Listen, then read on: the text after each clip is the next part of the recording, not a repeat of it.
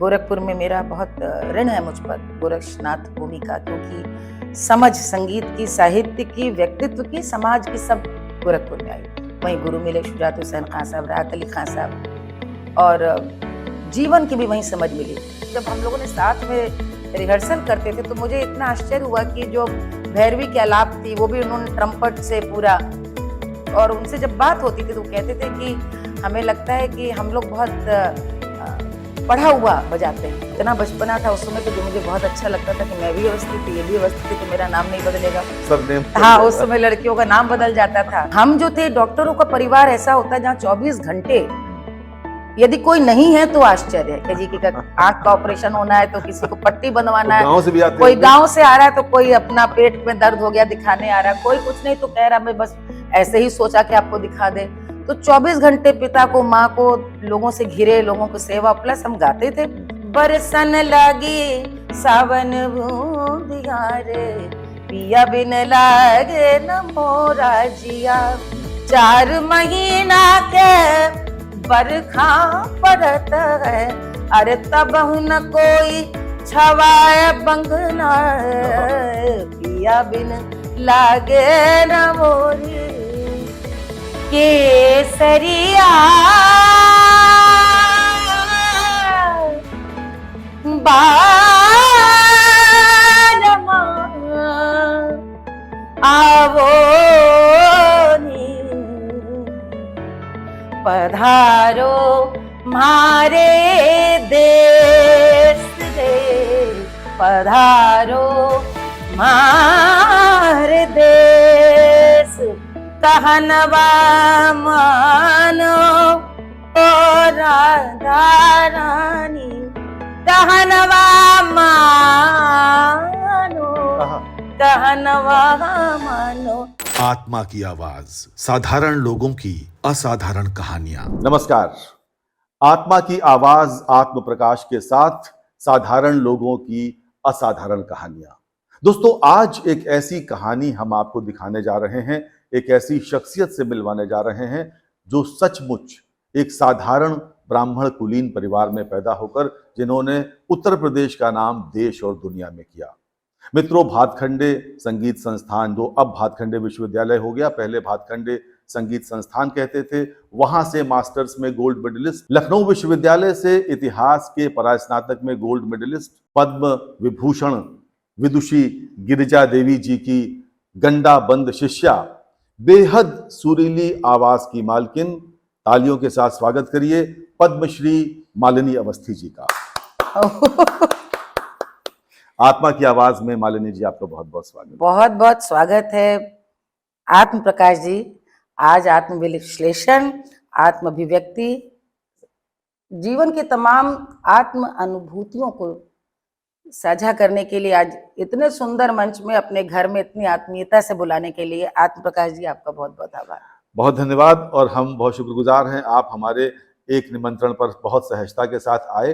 तो आज सचमुच आत्मा की आवाज सबको सुनने को मिलेगी। ध्यान से पॉडकास्ट सुनना है आपको, क्योंकि आज मालिनी जी की आत्मा की आवाज आप तक पहुंचने वाली है।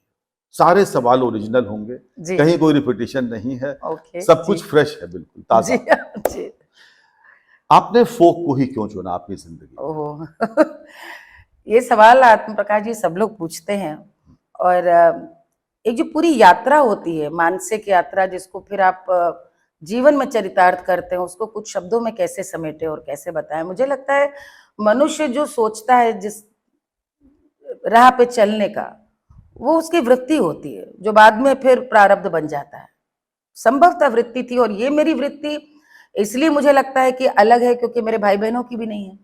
मेरे माता पिता के संस्कार अवश्य रहे, लेकिन जो परवरिश में अगली पीढ़ी के रूप में आया, तो मुझे लगता है मेरे भाई बहन भी आंचलिक बोली ना बोल पाते हैं, ना उनका, हमारे बड़ी बहनें भी जितनी सब चचेरी में मेरी पूरे खानदान में थे, उनमें कोई भी इतना शायद परंपरा से जुड़ा नई पीढ़ी में कोई नहीं था। तो ये पिछला जन्म हो या एक प्रवृत्ति हो, मुझे अच्छा लगता था। और इसमें सिर्फ लोकगीत ही नहीं, या इसमें लोक व्यवहार, लोक संस्कृति, लोकाचार, लोक नाट्य, लोक नृत्य, लोक कथाएं, पूरा जो लोक जीवन की उदार्य है, पूरा जो देखने को मिलता है, जिसमें पूरा विश्व एक परिवार है, जिसमें परंपराएं हमें अपने स्व से जोड़ती हैं, एक आनंद मिलता है कि हम किस परंपरा की कड़ी हैं, और इस जिम्मेदारी का एहसास कि आप पर भी वो जिम्मेदारी कि उस कड़ी को आप भी लेकर के जाएं। वरना जीते तो कीड़े मकोड़े भी हैं। यदि हम परंपरा को जाने समझें तो सब कुछ तो लिखित रूप में नहीं है, लेकिन व्यवहार में जो हमारे पूर्वजों ने जिया, वो हमको जैसे दिया, उसको शायद मेरे में ये एक दायित्व बोध ज्यादा रहा हो कि उसको मैं गा सकती थी तो गीतों के द्वारा, और जो जीवन में व्यवहार के द्वारा दिखा सकती हूँ, व्यवहार के द्वारा उसको आगे ले जाने का प्रयास किया। लेकिन ये जो आज मालिनी अवस्थी जो हैं, जिनको दुनिया देख रही है, जी तो वो बहुत धीरे धीरे धीरे धीरे जी चरणबद्ध तरीके से विकास हुआ जी। होगा। वो जो यात्रा आपकी विकास की थी, थोड़ा उसको साझा करिए। असल में आत्म प्रकाश जी, सच ये है कि आजकल इस पॉडकास्ट को तो 18 साल के बच्चे, 28 साल के बच्चे, बेटियां सुन रहे होंगे। वो जमाना अलग था जब हम 18 साल के थे, वो जमाना अलग था जब हम 28 साल के थे।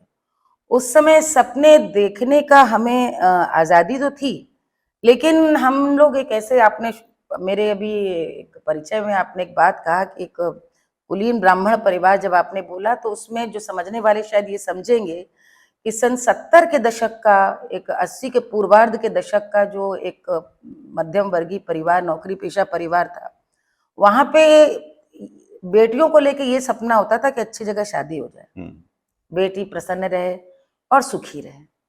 उसके अपने सपनों की उड़ान की कोई, इसकी अपनी आकांक्षा, ऐसे कोई सफर तय कर सकती है, ये माएँ सोच सकती थी, लेकिन शायद उसको पूरा करने का उनमें भी उतना वो नहीं हो कि भाई ससुराल वाले जाने, ब्याह हो जाए, वो हमारा दायित्व है। उस दायित्व बोझ से उन्होंने भी अपने पूर्वजों से ऐसा देखा। तो मैं ऐसे परिवेश में पली बढ़ी।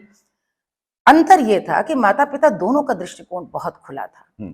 दोनों, मतलब मुझे माँ अपनी एक मुझे लगता है मैं बहुत कुछ उनकी ही जैसी, हर बेटी माँ को ही अपने कहीं ना कहीं प्रेरणा उन्हीं की होती है।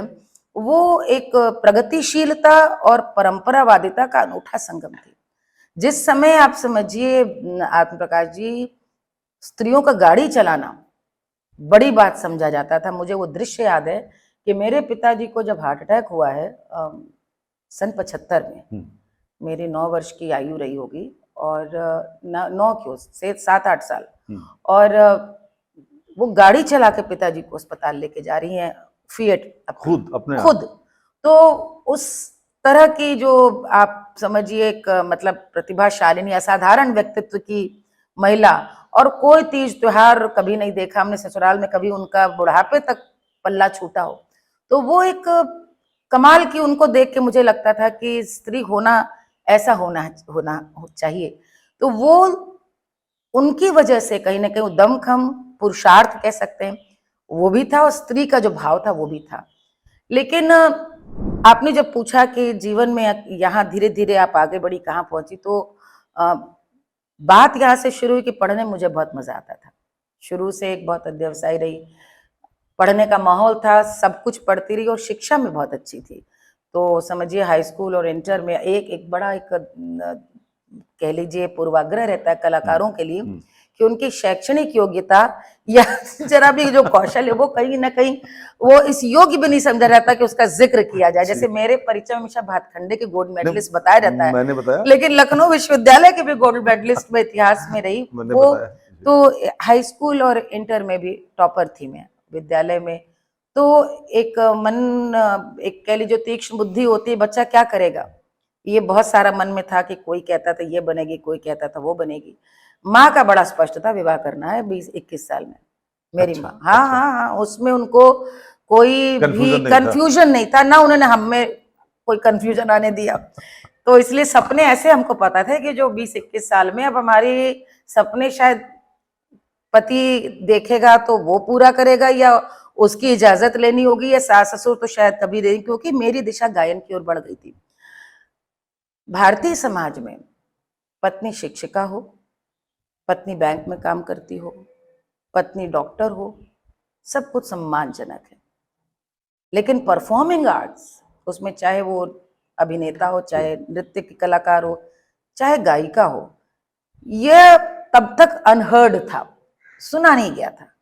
और उस समय के समाज में मुझे याद है कि जब मैं गाती थी तो मेरी माँ जब मुझे ले लेकर के गुरुओं के पास जाती थी, तो हमारे रिश्तेदार भी सब माँ को बोलते थे कि इनके स्टेज करइयो का निम्मा, माँ का घर का नाम ले, इनके स्टेज करइयो का, नचइयो गवइयो, इनके का करे के भैया, घरे में इनके चूल्हा चौकी ये सब करे के ब्याह या कहाँ इनके हुई। तो वो 18-17 साल में ये बात सुनने पे ये समझ में आने लगा था कि जो मैं कर रही हूँ वो अनूठा है या कुछ अलग है या जिसकी अपेक्षा नहीं है। और ये सब बात गोरखपुर की है। गोरखपुर में मेरा बहुत ऋण है मुझ पर, गोरक्षनाथ भूमि का, क्योंकि समझ संगीत की, साहित्य की, व्यक्तित्व की, समाज की, सब गोरखपुर में आई। वहीं गुरु मिले शुजात हुसैन खां साहब, राहत अली खां साहब, और जीवन की भी वहीं समझ मिली। लखनऊ आए भातखंडे में, और जब तक समझते कार्यक्रम करने लगी और तब तक विवाह हो गया। विवाह में जैसा मैंने कहा था, माँ ने पहले ही कहा था कि कोई दुविधा नहीं थी, और हम लोगों का अरेंज मैरिज थी, शादी हुई।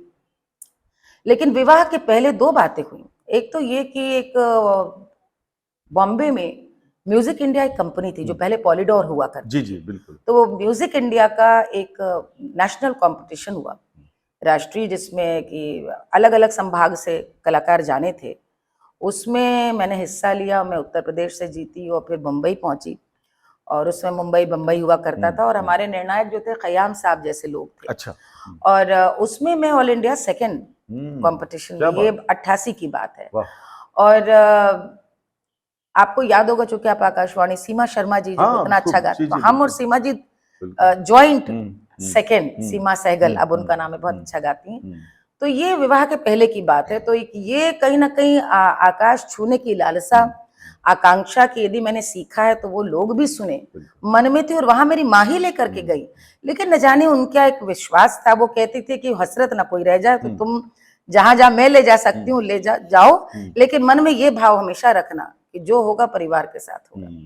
तो कच्ची उम्र में 20-21 साल में अपना ही विश्वास, अपना निश्चय, अपना दृढ़ निश्चय कुछ होता, उससे पहले 7 फेरे हो गए, और मैं पति के सपने मेरे सपने हो गए। यहां से कहानी आगे बढ़ती है आत्मा की आवाज में। जी जी 7 फेरे हुए, जी भारतीय प्रशासनिक सेवा के अधिकारी के साथ जी, आपके 7 फेरे हुए, वो भी कान्यकुब्ज परिवार, बिल्कुल कुलीन बिल्कुल, ब्राह्मण। हाँ जी। तो वहां पर क्या रहा? हम लोगों के परिवारों के द्वारा तय किया गया विवाह था।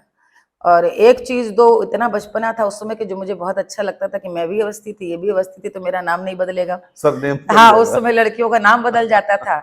और बल्कि ये कारण भी था कि उस समय तक माँ को लगता था, क्योंकि बात ब्राह्मणों की हो रही, की भी अवस्थी गोत्र एक होगा, समगोत्र में विवाह नहीं होता। तो पहली बार मेरे पिता को पता चला कि भाई अवस्थियों में भी 2 गोत्र हैं। हम मायके से, मैं उपमन्यु थी, ये लोग कश्यप हैं। और विवाह हुआ। सबसे अच्छा पक्ष विवाह का ये रहा कि हमारी 1.25 साल तक विवाह तय रहा। अच्छा। आजकल तो लोग कोर्टशिप कहते हैं उसको, हमारा 2.25 साल तक। उसका कारण था कि मैं बीए में थी और इनका तुरंत सिलेक्शन हुआ था। 2 साल की इनकी ट्रेनिंग थी, 2 साल मेरी शिक्षा में थी। तो वो 2 वर्षों में आत्म प्रकाश जी हम लोग साथ साथ बड़े हुए। क्या बात। मैंने इनका जीवन, इनके जिम्मेदारियों, इनकी जो मुझसे अपेक्षा उस समय होगी, इनकी एक अर्धांगिनी के रूप में, जीवन साथी के रूप में और सेवा के रूप में, वो मैंने जाना समझा। और इन्होंने भी मेरा व्यक्ति, क्योंकि हम दोनों बहुत अलग परिवेश के थे। परिवेश में अंतर ये था कि ये लोग 3 भाई, कोई बहनें नहीं, सब पढ़ाकू, तीनों IIT के, हमारे ससुर जी BHU के IIT के, और ये लोग की भी जो पूरी एक रहना, बोकारो, भिलाई, सब स्टील प्लांट का, बहुत स्ट्रक्चर्ड लाइफ स्टाइल जिसको कह लीजिए। और हम जो थे, डॉक्टरों का परिवार ऐसा होता है जहाँ 24 घंटे, यदि कोई नहीं है तो आश्चर्य है कि जी की आंख का ऑपरेशन होना है तो किसी को पट्टी बनवाना है, गांव से भी आते कोई होंगे। गांव से आ रहा है तो कोई अपना पेट में दर्द हो गया दिखाने आ रहा है, कोई कुछ नहीं तो कह रहा मैं बस ऐसे ही सोचा कि आपको दिखा दे। तो 24 घंटे पिता को, माँ को, लोगों से घिरे, लोगों की सेवा, प्लस हम गाते थे। तो यात्रा करना, तो वो एक कह लीजिए बहुत ही खुला माहौल, उस तरह का माहौल था। जब विवाह हुआ तो साथ साथ ये, चूंकि आप साहित्यिक भी व्यक्ति हैं, तो एक बड़ी रोचक बात शो एक लोगों को शायद अच्छी लगेगी। और ये बताना मैं इसलिए भी जरूरी समझती हूँ क्योंकि आजकल बहुत सारे दंपति जो विवाह कर चुके, करना चाहते हैं, या जो लड़के लड़कियां कहते हैं कि भाई आप हमको बताइए शादी कैसे सक्सेसफुल रहे, क्या उसके रहस्य हैं, ये मेरे एजेंडा में था। आप आपने पूछने वाले थे। आपने पहले ही खोल दिया। जी सुखद है, बहुत अच्छा। जी। बहुत नहीं अच्छा। देखिए, विवाह के 36 37 37 वर्षों बाद इस तरह की खिलखिलाहट यदि विवाह के नाम से आए। तो प्रश्न यही था जी कि टिप्स दीजिए हमारे उन नौजवान और नवयुवतियों को कि सुखी वैवाहिक जीवन किस प्रकार से बनाए रखा जाए। एक बहुत बुनियादी सी चीज है, हम सब सम्मान चाहते देते नहीं, जितना देंगे उतना मिलेगा, ये बहुत बेसिक सूत्र है। हो सकता है आपको ज्यादा देना पड़े और तब कम मिलेगा, लेकिन दे और ना मिले ये मैं नहीं मानती। सबसे बड़ी बात जो हम दोनों ने की, और मैं बात आपको उस समय की कोर्टशिप से जो कहना चाह रही थी, यही कि हम दोनों के अपने अपने स्ट्रेंथ थी, अपनी अपनी वीकनेसेस थी। हम दोनों ने बहुत ईमानदारी से जाना। वो जमाना तो व्हाट्सएप का था नहीं, चिट्ठी पत्री का था, और हम लोग एक दूसरे को चिट्ठियां लिखते थे। तो चिट्ठी में इन्होंने हमसे कहा मेरी हिंदी बहुत कमजोर है, हिंदी हमारी शासन की भाषा होने वाली है, तो तुम हिंदी में पत्र लिखा करो, इतनी अच्छी हिंदी, और क्या क्या मैं पढ़ूं मुझे वो बताओ। और मैंने इकोनॉमिक टाइम्स मंगाना शुरू कर दिया, जो एक ही क्षेत्र है जो मुझे बिल्कुल आज तक बैंकिंग और ये सब पसंद नहीं था, लेकिन सारा ग्लोबल जियो पॉलिटिक्स में क्या क्या उन चीजों में रुचि रखनी शुरू की। कि एक आदर्श जीवन साथी मुझे लगता वो नहीं है कि आप भी वो जाने जो वो जान रहा है। जैसे ये गाना नहीं सीख सकते, किंतु ये अप्रिशिएट कर सकते हैं, इनमें धीरज हो सकता है।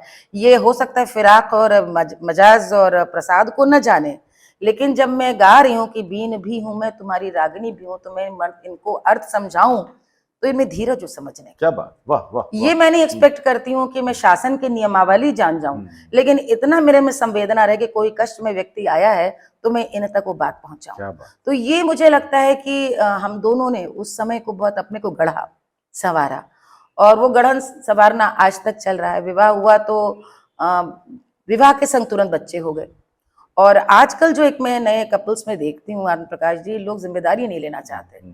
लड़कियां जो नौकरी कर रही हैं उनको लगता है कि हम तरक्की में पिछड़ जाएंगे, हमारे जो सबैटिकल ले लिया यदि हमने बच्चे होने के कारण, तो 2 साल 30 साल अपने कोलीग्स के मामले में हम पीछे हो जाएंगे। तो लड़कियों को तो ये समझना पड़ेगा कि वो तो आपसे बहुत पीछे वैसे ही रह गई जब आप माँ नहीं बनी। तो बिल्कुल, तो क्या बात। मातृत्व भी एक जीवन का बड़ा अनिवार्य अंग है। जो माँ बन गया वो तो ईश्वर के बहुत निकट पहुंच गया। क्या बात। मैंने अपनी बेटी को भी यही बताया और बहू को भी बताया कि जीवन में सफलता असफलता के पैमाने को 30 वर्ष में मत तोलो। बहुत बड़ी बात। 70 वर्ष में आपको बहुत समय मिलेगा जब हाथ पांव नहीं चल रहे होंगे, ये सोचने का कि आप जीवन में कितना सफल थे और कितना असफल थे, और तब सफलता की आपकी शायद गाथाएं आपके नाती पोते लिख रहे होंगे। जीवन ऐसे ही चला है, ऐसे ही चलता है। तो हम लोगों को उस समय, हमें तो खैर विवेक नहीं था, जब तक मैं समझती 3 साल में 2 बच्चे हो गए थे, तो 23 साल में दोनों बच्चे थे हमारे। और बहुत तबादले, 90 का दशक आपको याद है, बहुत इनके ट्रांसफर्स, कभी यहाँ कभी वहाँ, 7 महीना यहाँ साल भर वहाँ। तो वो जिम्मेदारी, सामान बांधना ले जाना और जिले की पोस्टिंग से एक अलग, तो एक मुझको व्यक्तिगत रूप से और समृद्ध हुई मैं आत्म प्रकाश जी। आपको मैंने पहले बताया कि वहां पे साम्यता लगी, पिता के संग जो जीवन देखा तो रमनी, दोनों का सामाजिक जीवन था, दोनों का ऐसा जीवन था जहाँ पे संवेदनाओं का जीवन था, सामाजिक सरोकार का जीवन था, और वो मेरी अपनी व्यक्तिगत वृत्ति थी। तो ये इनका आज भी 24 घंटे में 18 घंटे कार्य करना, वो कभी कभी खला नहीं। जैसे पत्नियां बहुत शिकायत करती थी उस जमाने की, ये तो आते नहीं 8 बजे, तो मुझे लगता था कि मुझसे ज्यादा आवश्यकता जिनके पास है, उनके पास है, उनके लिए काम कर रहे हैं। तो वो जब संतोष आपको हो कि जो जीवन साथी वो वृहत उद्देश्य के लिए है, तो आपको बहुत संतोष देता है। मुझे लगता है इन्होंने भी स्वीकारा है कि एक कलाकार होने के नाते मेरी जरूरत या मेरी आवश्यकता कहीं ना कहीं समाज में एक बहुत बड़ा कुछ रचने के लिए है। तो ऐसे में वो आप कम पोजेसिव होते हैं और आपको साझा करने में उस सुख को आनंद मिलता है। हाँ, जो मैं नहीं बता रही और वो आसान नहीं है कि बहुत त्याग करना पड़ता है, बहुत समझौते करने पड़ते हैं। कई बार बहुत सारी चीजों पे आपको न चाहते हुए आपको उन चीजों को से दबना पड़ता है, या उन चीजों में आपको परिवार को प्राथमिकता देना पड़ता है। और कई जगह ऐसा भी हुआ है आत्म प्रकाश जी, पोस्टर छप गए, कार्ड छप गए, तो आपने जब एक बार एक आप सीरियस आर्टिस्ट बन चुके हैं, तब आपकी कहीं ना कहीं दायित्व बोध उस कार्यक्रम के लिए इस बात को परिवार भी समझे। तो ये अनायास नहीं होता। जो आपका मूल प्रश्न है कि धीमे धीमे क्यों हुआ, वो धीमे धीमे इसीलिए कि हमारी गुरु एक दोहा पढ़ती थी, धीरे धीरे धीरे मना, धीरे ही सब कुछ होए, माली सींचे 100 घड़ा, ऋतु आए तब फल होए। क्या बात। तो मैंने वाह, उस वाह। ऋतु के आने की प्रतीक्षा की कि पहले दिन नहीं कह दिया कि भाई मुझे गाना है, मुझे कार्यक्रम में जाना है। वो मेरे ससुराल के लिए नया था सब कुछ। तो उनको उस विश्वास में लेना, उनको उस परिदृश्य की गरिमा और सार्थकता से परिचित कराना, इसमें मुझे समय लगा। और मेरे में पता नहीं कैसे इतना आत्मबल था कि मुझे लग रहा था ये सब होगा। और मेरी ऋतु अभी नहीं तो 16 साल बाद आएगी, आई 16 साल बाद। क्या बात, वाह वाह। आज हमारे साथ आत्मा की आवाज में मालिनी अवस्थी जी हैं। मालिनी जी, हम आपसे जानना चाहेंगे कि कजरी, ठुमरी और दादरा, इन तीनों में बेसिक डिफरेंस क्या है? हमारे बहुत से दर्शक नहीं जानते, आपसे बेहतर कौन होगा ये बताने के लिए? ये तो बहुत कठिन सवाल है। कठिन सवाल ये कि इसके लिए एक अलग से पॉडकास्ट चाहिए। देखिए, जैसे संगीत की एक अपनी धारा है, इसने इतनी लंबी यात्रा में भी बहुत शक्ल सूरत बदली। नहीं बदला तो 7 सुरों का सिलसिला नहीं बदला, उसमें 5 और मिलाई तो 12 सुर। और जैसे कभी ध्रुपद गायन था, फिर बड़ा ख्याल आया, फिर छोटा ख्याल आया। ऐसे मुझे लगता है राग रागनी की क्लिष्टता से कहीं ना कहीं उससे निजात पाने के लिए कहीं ना कहीं ठुमरी का जन्म हुआ। और ठुमरी शब्द से ही स्पष्ट है। गायकी की एक ऐसी विधा जो सुन करके आपको इतनी चित्ताकर्षक लगे कि कहीं ना कहीं सुन के ठुमकने का जी चाहे। ठुमरी काशी की सबसे प्रसिद्ध है। वैसे पटियाला अंग की भी काशी है, ये ठुमरी गाई जाती है। लेकिन बनारस अंग की ठुमरी, पटियाला अंग की ठुमरी, दोनों में बहुत अंतर है। आज तो पूरे भारतवर्ष में ठुमरी गाई जाती है, लेकिन इनमें भी जो व्याकरण है उसमें उतनी बाध्यता नहीं जैसी ख्याल गायन में। अच्छा, स्वतंत्रता है। ये स्वतंत्रता कलाकार को कहीं ना कहीं बहुत फ्रीडम देती है, आजादी देती है बरतने की, खेलने की। उसी के कारण ज्यादा लोकप्रिय है। बनारस में कुछ राग विशेष हैं, जैसे भैरवी है, पीलू है, काफी है, खमाज है, तैलंग है, तिलक कामोद है। इन रागों में इन्हीं में ज्यादा ठुमरी गाई जाती है। देश है और मिक्स करके गाई जाती है। जैसे मान लीजिए इसका चलन जो है उसमें एक विचार है, जैसे शब्द है, साहित्य, उस शब्द को कहा गया। जैसे मान लीजिए गाया गया, जावो वहीं तुम श्याम, अरे जहां सारी रैन जगे हो, जावो वहीं तुम श्याम। अब कृष्ण, तुम वहीं जाओ, कहा? जहां सारी रैन जगे। यानी एक उपालंब है, एक ताना है, एक छेड़छाड़ है कि तुम जहां सारी रैन जगे, अभी क्यों आए हो? वहीं जा करके रहो जहां सारी रैन, यानी श्रृंगार का एक ताना है कि भाई सौतन के पास थे या किस के गोपी के पास थे, राधा कह रही कृष्ण से। तो भाव यहाँ पर राग खमाज है, हम मिश्र खमाज कह के गाते हैं। लेकिन विशेष क्या हो गया कि यही बंदिश की स्थाई सिर्फ इतनी, जाओ वहीं तुम श्याम। ठीक बात। लेकिन कैसे कैसे जाओ? जाओ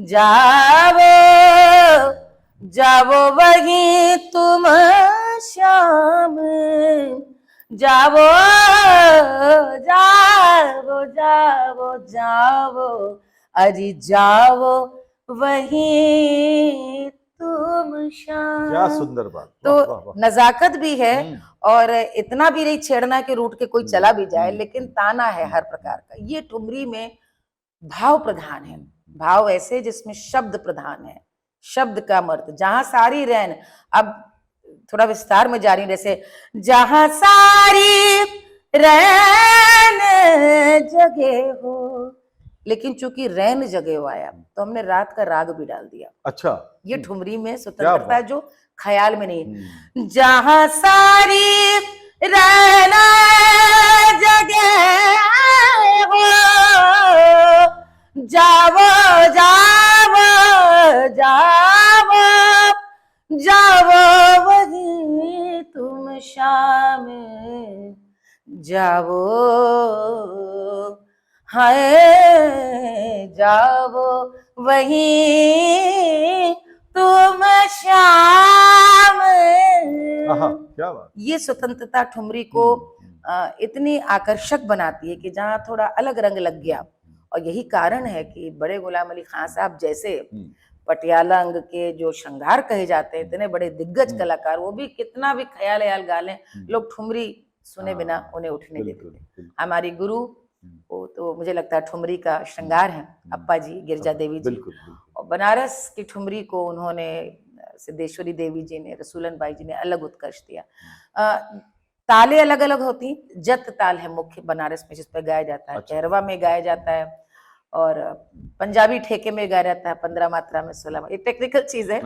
दादरा सहोदर है ठुमरी का। अच्छा, सहोदरा है कह लीजिए।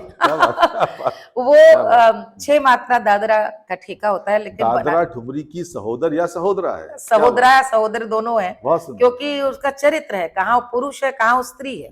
ये बड़ा कमाल का एक, आप बंदिश को सुन करके अंदाजा लगा सकते हैं कि ये स्त्री भाव आ रहा है या पुरुष भाव आ रहा है। कैसे? जैसे स्त्री भाव ये हो गया, अधिकतर तो देखिए आप समझ रहे हैं कि ठुमरी दादरा जो लिखा गया वो सब स्त्री के ही भाव हैं, सब में वो स्त्री की अभिव्यक्तियां। तो लेकिन दादरा, जैसे मान लीजिए किसी ने कहा सवरिया प्यारा रे मोरी गुइया, सवरिया प्यारा रे मोरी गुइया, ये ठुमरी के बनस्पत चपल है, चंचल है, और दादरा ठेका है 6 मात्रे का, धा दिन ना धा तुम ना, उसी में गाया जाता है। कई जगह बनारस में कहरवा ठेका में दादरा गाया जाता है। अच्छा, वो कमाल की चीज। जैसे तरप तरप जिया जाए रे, तरप तरप जिया जाए, सावरिया तेरा बिना तरप तरप जिया जाए।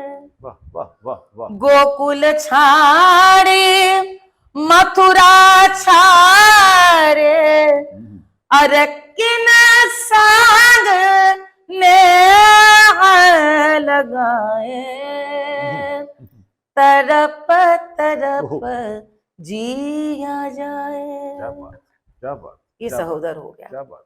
तो ये कहरवा में दादरा गाया जा रहा है। वाह। तो ये एक दादरा ठुमरी से भी ज्यादा आकर्षक लगता है कि इसमें आज जितनी भी हम दादरा झूमर गाते हैं, ये सब बनारस का दादरा उसी का विस्तार है। अच्छा। अब बाकी बनारस में जितनी मौसम की जो हमारी लोक विधाएं थी, उनको बड़ा आदर दिया गया।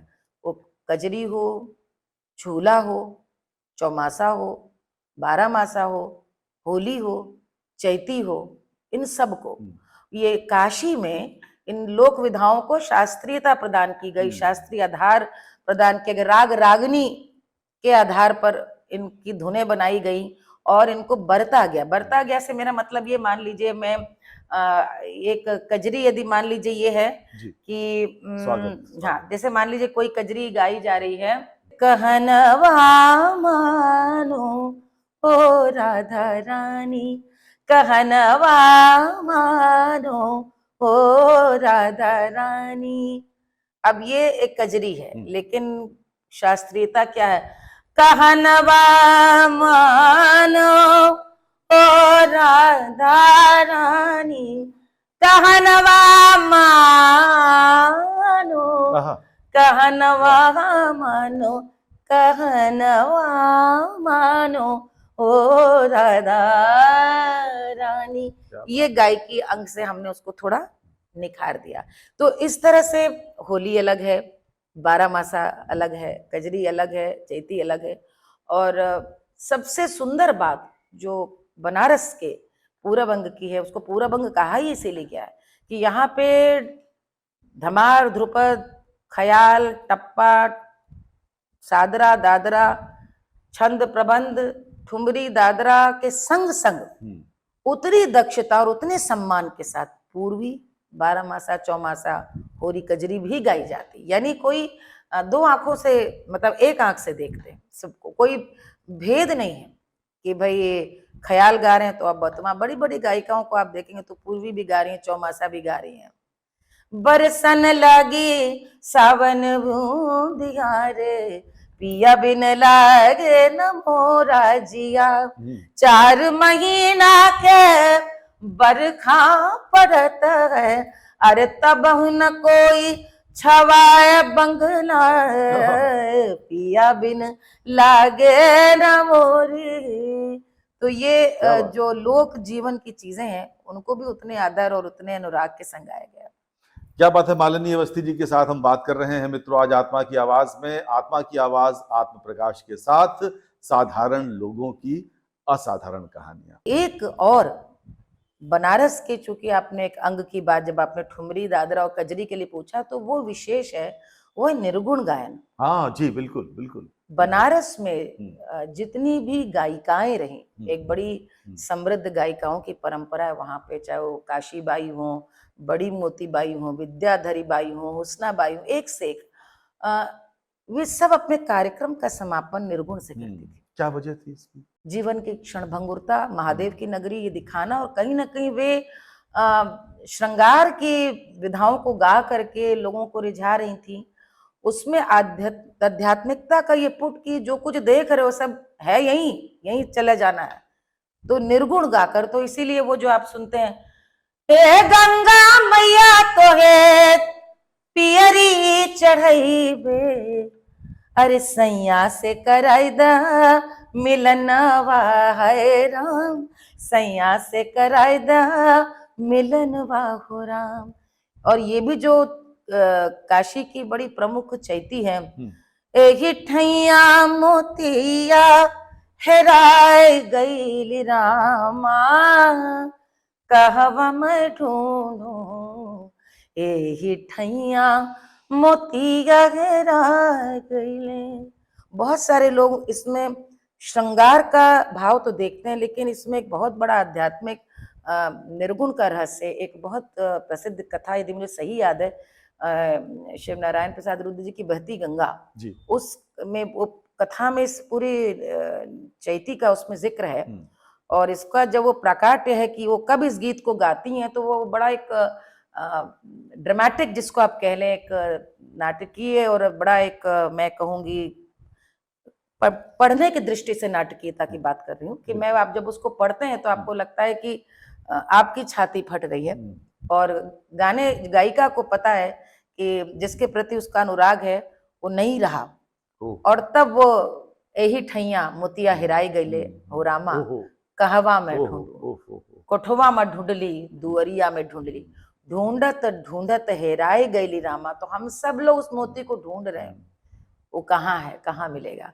तो ये मुझे लगता है कि बहुत बड़ा एक काशी का आध्यात्मिक पक्ष है। सबसे सुंदर आत्म प्रकाश जी, आप कभी भी शाम को संध्या काल में जब बजड़े पे या नाव पे निकले, तो घाट में, एक घाट में आपको नृत्य करते हो, दूसरे घाट में चिता जलते हुए जब दिखती है, तो आपको लगता है किस बात की इतनी जय विजय पराजय और संघर्ष, क्योंकि सब तो यहीं पर एक दृष्टि में आपके उत्सव और दूसरे दृष्टि में मृत्यु भी उत्सव है, और जब यहीं सब खत्म हो जाना है, तो कलाकार भी अपनी दृष्टि से उस पूरी साधना का समापन एक निर्गुण गाकर यही संदेश देता था। ये बनारस की परंपरा है, ये काशी की परंपरा है, और काशी जिनके अंदर रचा बसा है उनका नाम है मालिनी अवस्थी।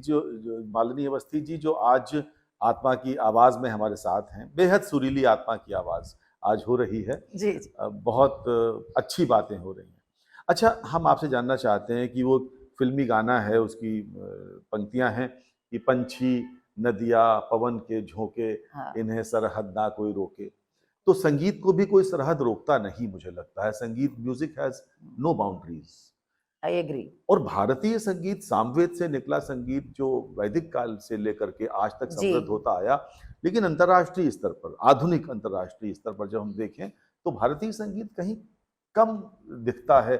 उदाहरण के लिए अगर हम ग्रैमी अवार्ड्स को हम एक पैमाना बनाएं तो बहुत कम ग्रैमी अवार्ड्स मिले। नहीं, ग्रैमी अवार्ड्स पैमाना क्यों हो हमारा? आपको यदि मैं प्रतिप्रश्न पूछूं कि पूरी जो विश्व को यदि हम एक उसमें देखें तो जो जितनी पूर्वी संस्कृतियां हैं, जिसमें चाइना भी है, जिसमें दक्षिण एशिया के सभी राष्ट्र है, भारतवर्ष है, ग्रैमी में तो किसी भी ओरिएंटल कल्चर को कभी भी सम्मान नहीं मिला।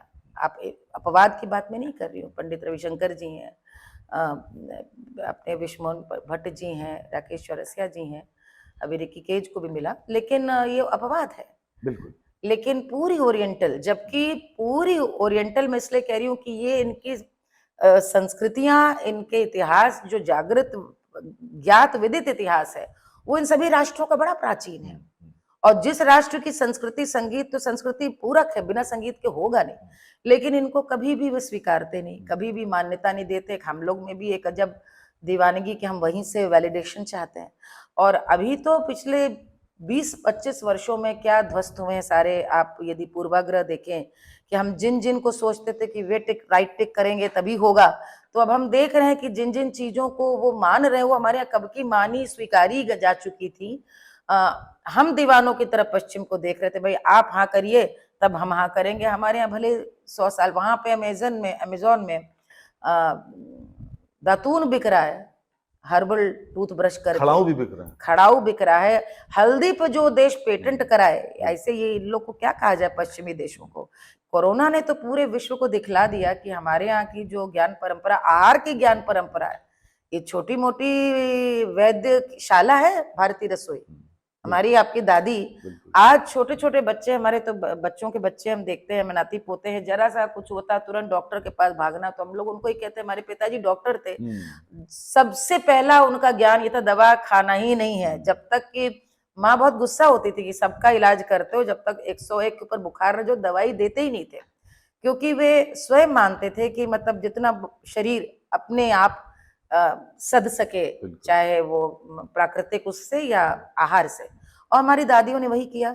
बाहर कहने थे हर्बल ड्रिंक, काढ़ा को हम लोग के बच्चे मना करते थे, देखिए, लेकिन हम लोग कर। मुझे लगता है कि वो आहार हो या संगीत हो, हम पश्चिम की ओर वैलिडेशन को क्यों देखें? क्योंकि अब वो संगीत हो चाहे हमारे यहाँ की ज्ञान परंपरा इतनी पुरातन, और इसको स्वीकार करने में वो कहीं ना कहीं अपने आप को हे मानेंगे, तो इसलिए कभी नहीं स्वीकारेंगे। आप देखिए हमारी किस पिक्चर को ऑस्कर देते हैं, ऐसी पिक्चर को ऑस्कर देंगे जहाँ पे हम दीनहीन, गरीब, दरिद्र और शोषित माने जाएं। पिक्चरों का नाम नहीं लेना चाहते, लेकिन ऑस्कर की आप सारी हिस्ट्री उठा के देख लीजिए, स्लम डॉग मिलियनर हो चाहे कोई भी हो, पाथेर पंचाली, सब में जहां पर भारत का वैभव होगा, ऐसी देख वो स्वीकार ही नहीं करेंगे उसको। तो ये एक प्रपंच है, कुचक्र रहा, बिल्कुल है। अब तो मैं कहती हूँ कुचक्र है, प्रपंच है। और पहले लोगों को लगता था कि जानबूझ के कहा जाता है, तब तो साक्षात प्रमाण है। आए दिन राजनीति ट्विटर पे आप है तो आपको सब समझ में आएगा। दार्शनिक बातें होनी शुरू हुई हैं। मेरे पास कई प्रश्न हैं आपके पास, क्योंकि लेकिन एक बात आपको टोक रही हूँ, आपने एक बहुत अच्छी बिंदु पे इसको आरंभ किया था, उसका उत्तर मैंने जो समझा मैं वो देना चाहती हूँ।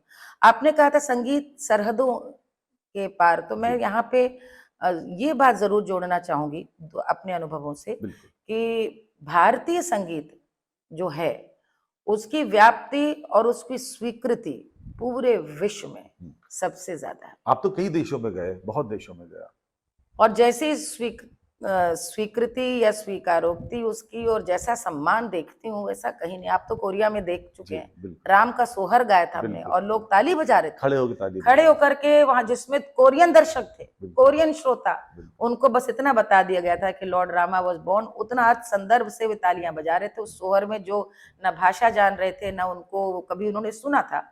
यानी वो उसका सम्मान बहुत है। अब बात देखिए सरहद की आपने बात की, तो वो चाहे पाकिस्तान हो, बांग्लादेश हो, संगीत एक है।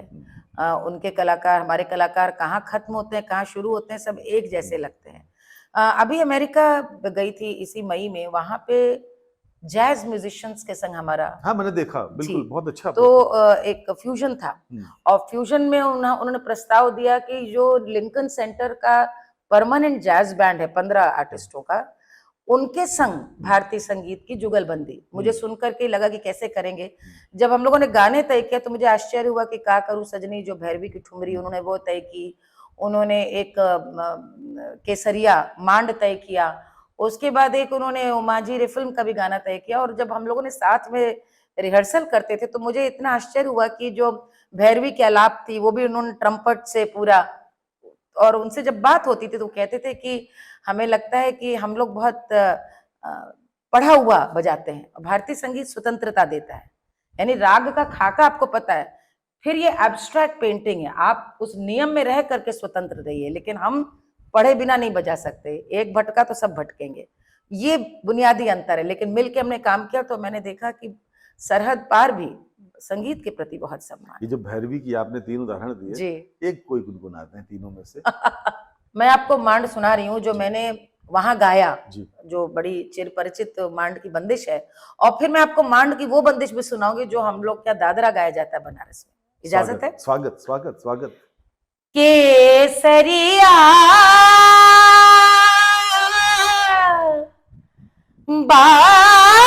बारमा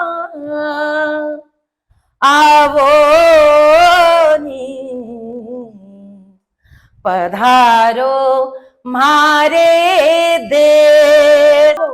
राजस्थान और बनारस, एक में रस है एक में पुकार है। तो ये मेरे तो शब्द समाप्त हो गए हैं। ये हम लोगों ने जैज बैंड के संग वहां फ्यूजन किया था, तो वाकई उस दिन लगा कि संगीत की कोई परिधि नहीं है। मेरे तो प्रश्न मुझे समझ नहीं आ रहा, मैं आगे क्या प्रश्न करूं आपसे, मैं मंत्रमुग्ध हूं। आप प्रश्न पूछ रहे, ये सोचिए हमारे लिए भी ये एक कैसे कहते हैं ना, इससे हम लोग क्या पे गीत को उठाते हैं, तो जब एक पुरानी पुरखिनों के लिए कहते हैं ना गीत उठाना, उसका एक सांकेतिक अर्थ है। उठाना मतलब आपकी सारी फिर जो रग रग है ना, नस नस आपकी, सातों इंद्रियां, सारी सातों इंद्रियां फिर उसको उठाती हैं, आय है। आवाहन करती हूँ, आवाहन के बाद फिर उसको बैठा के दूसरे विषय माना, ये हमारे लिए भी योग है। कितना मुश्किल कठिन होता है। हाँ, तभी मैंने साधना। आपको दोबारा कहा इसको करते हैं, जी। क्योंकि मैं बनारस का भी बताऊं कि एक राग में वही कहन कितने दोनों गानों का चरित्र अलग हो गया, एकदम अलग हो गया। एक में स्त्रैण भाव है, एक में पुरुष का भाव है, वही जो बात मैं कह रही थी सहोदर सहोदरा। मित्रों, मालिनी अवस्थी सिर्फ कलाकार नहीं है, ऐसा समझने की भूल मत करिएगा। मालिनी जी बहुत विदुषी महिला हैं, विद्वान हैं, और तमाम उन विषयों पर अपनी स्वतंत्र राय रखती हैं, मजबूत दमदार राय रखती हैं, वो विषय जो विषय राष्ट्रीय और अंतर्राष्ट्रीय विषय स्तर पर बहुत महत्वपूर्ण हो। मतलब मैं अब तो धर्म पे ही आ रही हूँ, क्योंकि धर्म की व्याख्या इतनी सरल है, उसको इतना जटिल बना करके हमारे यहाँ पर पेश किया जाता है। धर्म तो ये है कि जो मनुष्य की मूल प्रवृत्ति वही धर्म है। लोग कहते हैं ना कि भाई सर्प का धर्म है कि वो अपना बहुत लक्ष्य पे चलता जाता है, छेड़े जाने पे दंश मारता है, वो उसकी गलती नहीं है, उसका धर्म है, उसकी प्रवृत्ति है वही। तो मनुष्यता का धर्म क्या होगा? मनुष्यता का धर्म है सहयोग करना, उसी से समाज बना है। मनुष्यता का धर्म है संवेदना, नहीं तो हम में अन्य जीव जंतुओं में कोई अंतर नहीं। मनुष्य का धर्म है अच्छाई करना, बुराई को नकारना। हमने यदि सोचा है, यदि जीवन में ये संस्कार और शिक्षा पाई है कि मैं अच्छे रास्ते पे चलूं और उसकी शिक्षा दूं, तो ये मेरा धर्म है। उससे हिंदुत्व का या किसी भी मजहब का कोई लेना देना नहीं। मेरा धर्म मुझसे कहता है मैं सत्य बोलूं। ये धर्म वो धर्म है जो हमने प्रवृत्ति में, संस्कार में अपने पूर्वजों से लिया। यह अनिवार्यता हिंदू धर्म नहीं है। ये व्याख्या जो है वो सनातन धर्म से हमारे यहाँ पर बहुत ही, आपको तो क्या बताना, आप समझते हैं कि इसको लेकर के इतना भ्रम है। और मुझे तो लगता है कि नए बच्चों को भी इस बात को समझना चाहिए कि धर्म इज नॉट रिलीजन, धर्म is not religion, and never misunderstand धर्म। भारतवर्ष में धर्म की व्याख्या जो आप एक एक क्षण सीख रहे हैं, कर रहे हैं, आपके विचार और मन में चल रहा है, वो सब प्रतिक्षण धर्म के रूप में परिभाषित हो रहा है। एक गुरु है, एक शिक्षक है, शिक्षा ज्ञान देना उसका धर्म है, ये धर्म है। एक विद्यार्थी है, एक छात्र है, विनय एवं जिज्ञासा भाव से ज्ञान को ग्रहण करना उसका धर्म है। इसमें कहीं भी रिलीजन नहीं आया। तभी कभी कभी हम लोग ये बोलते हैं कि शी लर्न लाइक रिलीजन, मतलब कि उसने धर्म की तरह से, वो अंग्रेजी अनुवाद है उसका, ये जब उसमें थोप दिया जाता है तो अर्थ का अनर्थ हो जाता है। मुझे लगता है ये जो अफीम को धर्म कहते हैं उनके अनुयायी बता सकते हैं, धर्म अफीम चाटने वालों, अफीम के सेवन करने वालों का अनुभव होगा। धर्म हमारे यहाँ बड़ा पुनीत है, बहुत पावन है, और सत मार्ग पर चलना यही धर्म है। आप जब जब जो जो कार्य कर रहे हैं आप, वो आपका धर्म है, उस धर्म के अनुसार आप, इसीलिए कहा गया धर्मानुसार आचरण कीजिए। और वो धर्म बड़ा विशद है। वो धर्म ये है कि आप नित्य उठिए, आप उठ करके सूर्य को जल दीजिए। ये हिंदू धर्म की बात नहीं हो रही है। जो प्रकाश दे रहा आप उसको प्रति कृतज्ञता। गांव में आज भी आप देखिए कि वाहन चालक गाड़ी में बैठता है तो सबसे पहले स्टेयरिंग को प्रणाम करता है, वो सौंप देता अपने आप को गाड़ी के आगे कि अब आप तुम रखो, हमारी रखवाली तुम करोगे। यंत्र है गाड़ी, लेकिन उसका भाव, ये उसका धर्म, क्योंकि उसको दिन रात गाड़ी पे चलना है।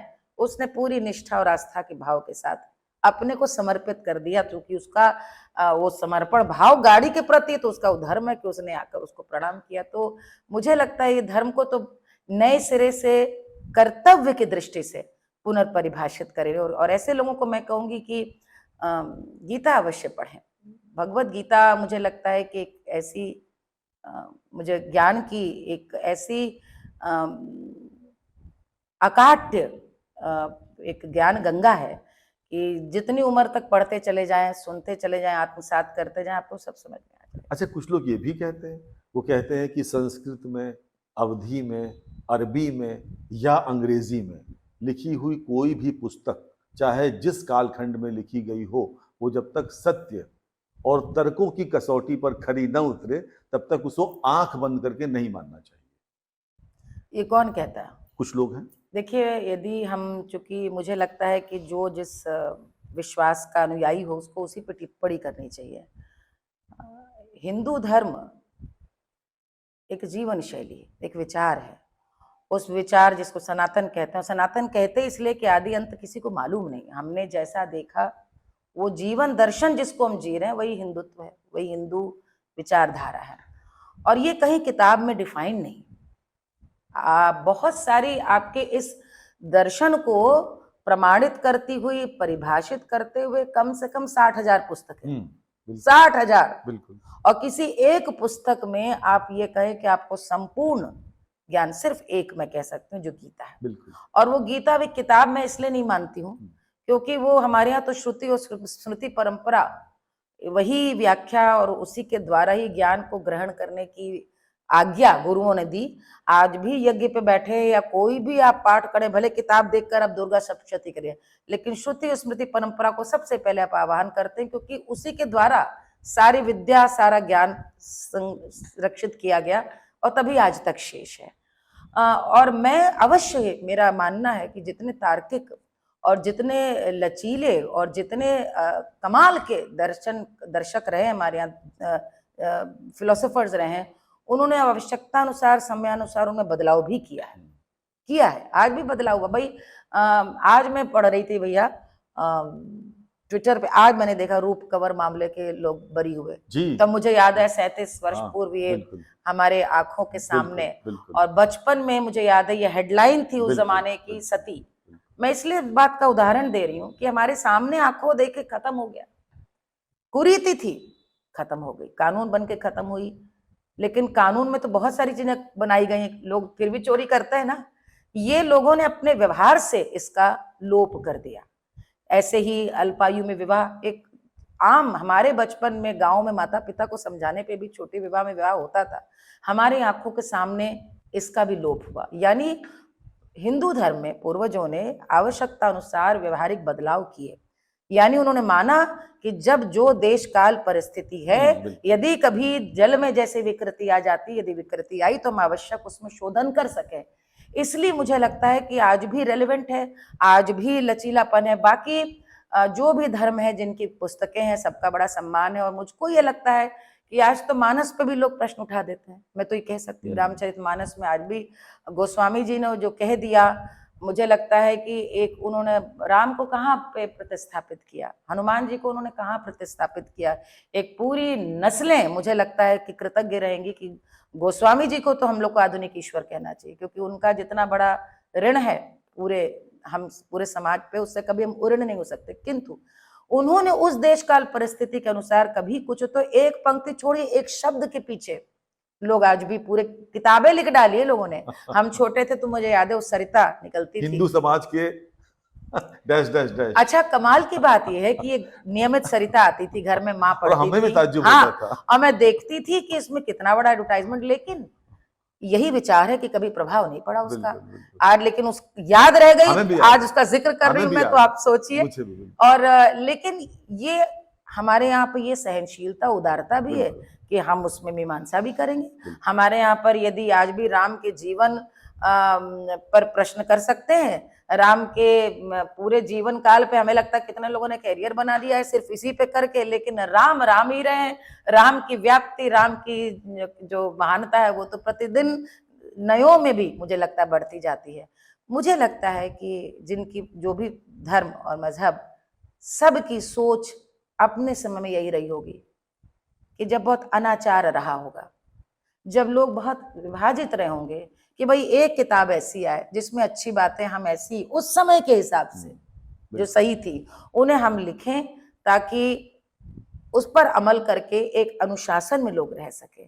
तो इसीलिए वे उसका सम्मान करते हैं, तो उनके सम्मान का सम्मान है।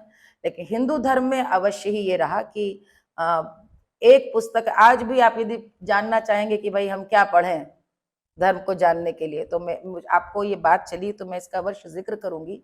अभी 10-15 दिन पहले मेरे बेटे ने मुझसे कहा कि माँ, मेरे को यदि मैं मंत्र सिद्धि करनी हूँ तो मैं क्या पढ़ूं। तो मैंने उसको डॉक्टर राधा कृष्णन जी की पुस्तकों का, जो उन्होंने भारत पर उपनिषदों पे लिखा है, मुझे पहली बात तो बहुत अच्छा लिखा और लगा, और दूसरा मैंने कहा कि नरेंद्र कोहली जी का जो विवेकानंद जी पे, क्योंकि विवेकानंद जी एक ऐसे आधुनिक भारत के व्यक्तित्व हैं जिनका जीवन ही उस संदेह से आरंभ होता है जहां पे अपने गुरु से प्रश्न करते हैं, शक्ति क्या है, मैं क्यों मानूं, तुम कहते हो भगवती आकर तुम्हें दर्शन देती, मैं नहीं मानता। और जब उन्हें ज्ञान प्राप्त होता है तो उनकी भगवती उनको क्या ज्ञान देती कि सेवा में मैं हूं, मनुष्य की सेवा करो। और यही हमको पूर्वजों से सीख मिली है, यही धर्म। तो मैंने उसको कहा तुम विवेकानंद को पढ़ो, उनको सुनो कि आज का मनुष्य जो तर्कों की कसौटी पे धर्म को जानना चाहता है, समझना चाहता है, और मुझे लगता है वो चाहे इस्लाम हो या क्रिश्चियनिटी या हिंदू धर्म, सब धर्मों में बुनियादी एक ही बात है कि इंसान हो तो इंसान की मदद करो, इंसान के लिए अच्छा करो। ये हर धर्म में बात है।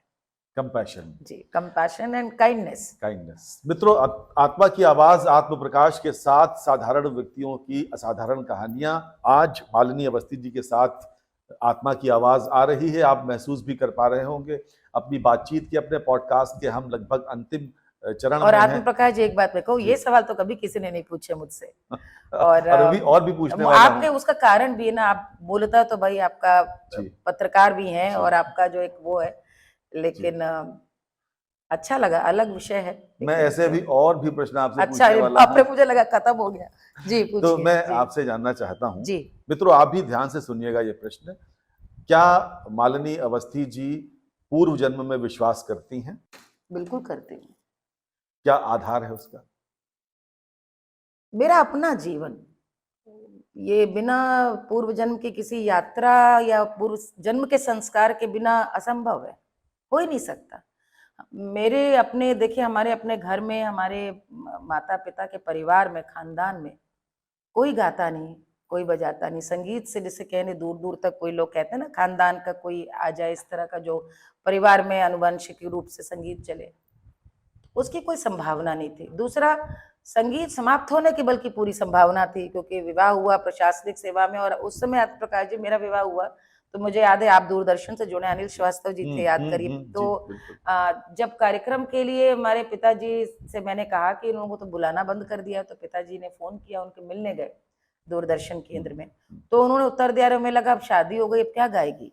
उनका उत्तर था अब वो क्या गाएगी। तो जहां ये मानसिकता रही हो, वहां पे मेरा कह लीजिए हठ या मेरे भीतर का कहीं कोई जिसको कि बाहर आना था, उस विचार को बाहर आना था।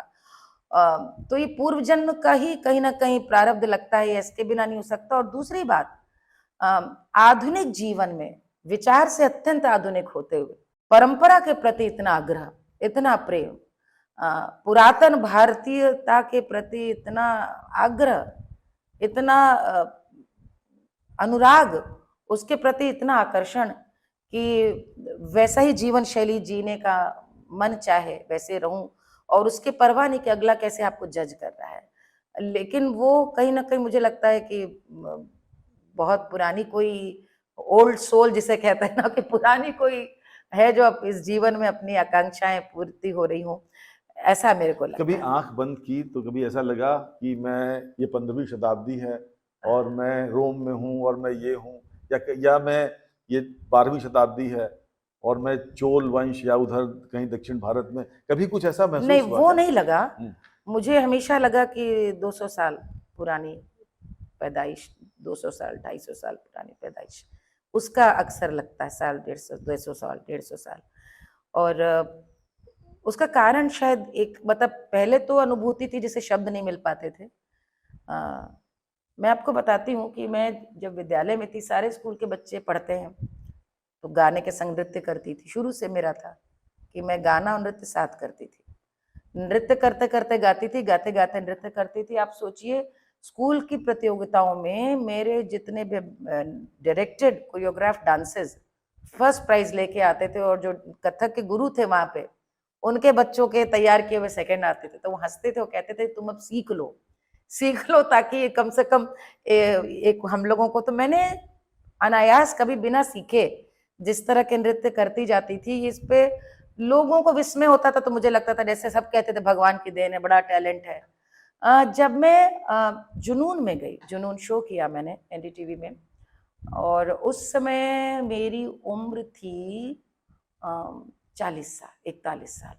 अब आप देखिए, 15 साल 16 साल पहले 40 साल की जो एक स्त्री जिसके बच्चे युवा हो चुके हो, वो रियलिटी शो में जाए, और मैंने कहा कि मैं लोक संगीत भारत का सुनाऊंगी, सोहर बन्ना कजरी ये सुनाने हैं, पूर्वी टोना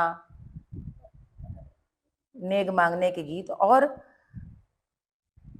वैसा दिखने का प्रयास करूंगी। तो उसके पहले नृत्य वगैरह कभी जो घरों में कभी बुलगुआ में कर लिया, वरना नृत्य कहाँ होता है। जब मैं रियलिटी शो में पहले दिन, मुझे याद है जब उसका वो था दिल्ली में ऑडिशन नहीं, प्रोमो जैसे आजकल होता है ना, एक कर्टन रेजर, तो उसमें राहत फतेह अली खान साहब, इला जी, सब लोग थे, और राम जी के भैले जन्म हुआ, पहला गीत यही। जब मैंने सोहर कह करके जब वहां पे मैंने नृत्य किया और मैं आई, तो मैंने अपना चेहरा देखा आईने में, और बड़ी सी नथ पहनी थी, मैंने बेंदा लगाया और मैंने देखा, और मुझे लगा मैं हुई नहीं जितनी सहजता से। क्योंकि देखिए, कंपटीशन में गायिका होने के नाते कह रही हूँ, आजकल के माइक्रोफोन्स बहुत सेंसिटिव है। आप जब नृत्य करते हैं आपकी सांस फूल सकती है, गाने के दोष पता चल सकते हैं, नृत्य करने में हफनी आ सकती है, और उसमें अभिनय भी साथ में है, क्योंकि लोकगीत यानी अभिनय। आप कभी उत्सव है, कभी आप रो रही हैं, तो वो कैसे निभ रहा था, ये मैं नहीं कर रही थी, ये कौन करा रहा था। तो ये पूरे उस प्रतियोगिता में करीब 36-37 एपिसोड हम लोगों ने किए, और करीब 30-40 गाने गाए होंगे। और जब मैं नृत्य करती थी, गाती थी, तो जो देख रहा था पूरे भारतवर्ष में सबको आश्चर्य हो रहा था कि इतना अच्छा नृत्य करती थी। पता नहीं, मैंने कभी सीखा नहीं। आज भी जब मैं नृत्य करती हूँ तो मुझे नहीं पता, मैं करीब 100 चक्कर, मुझे आश्चर्य होता है, लोग जो है अपने वीडियोस डालते हैं कि उन्होंने कथक में कितने चक्कर लगा लिए, या वो, लेकिन सम पर आकर कितने चक्कर। आज मेरी उम्र ज्यादा हो गई है, लेकिन नृत्य में कहीं कोई कम करती हूँ अब मैं नृत्य के कार्यक्रम, लेकिन जब होते हैं तो लगता है जैसे कि मैं नहीं कर रही, कि कोई और कर रहा है। और उसी से जुड़ी बहुत कमाल की बात ये, मुझे लगता था कि मेरा जन्म कन्नौज में हुआ, तो हमारे पिताजी उसमें कानपुर पोस्टेड थे, जिसमें मेरा जन्म कन्नौज में हुआ। यानी तय होना नहीं था कन्नौज में, माँ गई थी मामा के विवाह में, और जैसे ही तांगे में बैठकर इक्का पे बैठ करके वो कानपुर की ट्रेन पकड़ रही थी। अचानक जैसे गाने होते ना, पीड़ा हमने सही, पीड़ा भाई और हम हो गए। तो 22-25 दिन पहले जन्म होना, जैसे कन्नौज में कोई खींच के बुला ले, क्योंकि हमारी मौसियां वौसियां हमेशा हंस करके, जब उस समय लोग थे तो जो हमारे ननिहाल के लोग सब कहें कि लगता है कि वहाँ पे एक बहुत पुरानी जो पुराने खानदानी लोग थे, वो आपको पता उस समय हमेशा कोई ना कोई कलाकार जो नृत्य उस समय करती रही हो उसको बहुत पसंद करते रहो, या उनको वो, तो वो हमेशा आके कहें कि लगता है जमुना भाई जो है उन तुमको यहाँ बुला लाई। और वो हम लोग बहुत हंसते थे उस समय, क्योंकि पूर्वजों में बहुत सारी कथाएं बताई नहीं जाती थी नए बच्चों को। तो मैं सोचती थी कि कौन है क्या है, नाम तो सुने थे हम लोगों ने कहानी किस्सों में। तो माना जाता था उसी हवेली में जहाँ हम जन्मे, तो अब हमारे बहुत सारे रिश्तेदार सुन भी रहे होंगे, माना जाता था उनका भूत वहां रहता था, क्योंकि कई कुछ घर में खानदान में वहां पे अप्राकृतिक मृत्यु भी हुई थी, और लोग ऐसे कहानियां भी बताते थे कि किसी ने उनको, मतलब किसी ने उनको ऐसा लगा किसी ने उनको मारा या धक्का दे दिया पीछे से। तो इस तरह की जो एक रहस्यमयी घटनाएं होती हैं, उनको सुनते हुए हम लोग बड़े हुए, उसी हवेली में हम जन्मे। तो ये अक्सर सब कहा करते थे कि लगता है कि वही आ गई है। तो ये एक हंसी मजाक में कहने की बात है, लेकिन कोई तो है, क्योंकि नृत्य संगीत में जो एक तालमेल है। मैं आपको एक उदाहरण दूं, महाराज जी तो अब रहे नहीं, पंडित बिरजू महाराज जी, मैं उनकी बहुत एक तरह से श्रद्धा भाव वही रखती हूँ जो अप्पा जी के लिए रखती हूँ। एक मेरा गाना है जो इसमें वीडियो पड़ा है यूट्यूब में, मैया खोली ना कि बड़िया बड़ा देर से खड़ी। तो उसका यूट्यूब में हमने 3-4 साल पहले जब वीडियो डाला, तो उस समय कोविड के बाद का समय था, महाराज जी रात में वो करते थे, वीडियो कॉल से थे। तो देखा कि पंडित बिरजू महाराज जी कॉल है, उनका फोन आया, मैंने तुरंत उठाया, बोले हाँ मालिनी खुश रहो, हम ये देख रहे तुम्हारा, ये कहाँ कब सीखा तुमने नृत्य। मतलब मैंने इस बात को फेसबुक पे पोस्ट लिखी थी इस पे, कि मैंने कहा कि मेरे पास शब्द ही नहीं थे।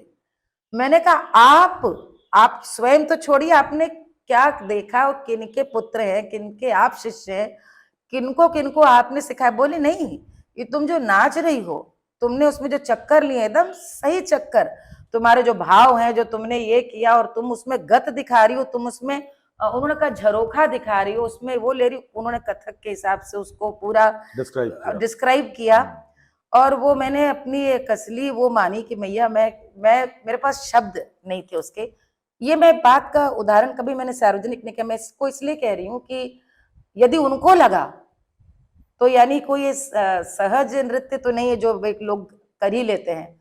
तो उसको देख के मुझे कहीं ना कहीं लगता है कि गायन ही नहीं, नृत्य भी जिस तरह गायन में साथ है, और जिस तरह वो गाने गाती हूँ जो 100-150 साल पुराने गाने हैं, जिस तरह से बहुत सारे मेरे पास ऑफर आते हैं बदलने के लिए, नई चीजों करने को।